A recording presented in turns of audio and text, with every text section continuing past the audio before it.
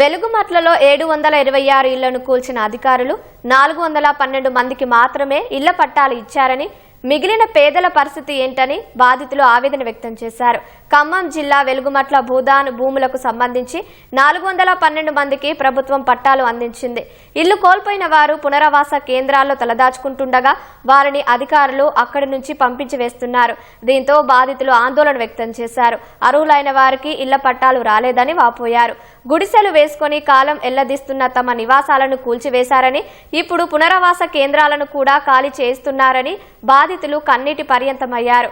అర్హులు కాని వారికి సైతం ఇందిరమ్మ ఇల్లు మంజూరు చేశారని, అధికారులు చర్యలు తీసుకుని న్యాయం చేయాలని బాధితులు కోరారు.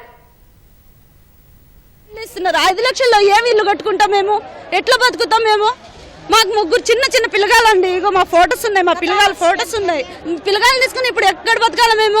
అక్కడే 2 కిలోమీటర్లు మా పిల్లగాళ్ళని పంపించి ఆడ స్కూల్లో పంపించి వాళ్ళు చదువుకుంటున్నారు. ఇప్పుడు అక్కడ నుంచి వెళ్ళిపోమంటే మేము ఎక్కడికి వెళ్ళాలి?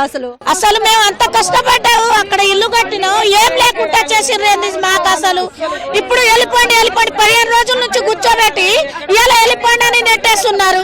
పోలీసు వాళ్ళు కూడా నెట్టుతున్నారు. ఏం చేస్తాం? ఎక్కడికి వెళ్తాం? మేము ఇప్పుడు ఎక్కడికి వెళ్ళాలి?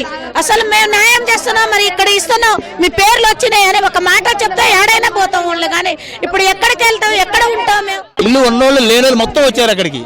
ఇప్పుడు ఇల్లు ఎవరెవరు ఇల్లు కొట్టారు అక్కడ ప్రతి ఒక్కరు నిలబెట్టి మీరు రాసుకోండి. రాసుకొని వాళ్ళ ఆధార్ కార్డు చెక్ చేయండి. చెక్ చేస్తే అప్పుడు ఎవరు అర్హులు అనర్హులు తెలిసింది. ఇల్లు లేనోళ్ళు ఉన్నోళ్ళు మొత్తం వాళ్ళకి వచ్చి రాయించుకున్నారు. ఇప్పుడు లేనోళ్ళకి వచ్చింది అక్కడ ఇల్లు ఉన్నోళ్ళకి రాకుండా లేనోళ్ళకి వచ్చింది. మా పేరు రాలేదు, మమ్మల్ని సర్వేగా పిలవలేదు. పిలిస్తే మేము వెళ్ళే వాళ్ళమే కదా, మా సర్వే కూడా మా పేరు కూడా రాలే. మేము ఏం చేయం? మరి మా ఇల్లు కోల్పోయాం, మేము ఎటుపోవాలి ఇప్పుడు?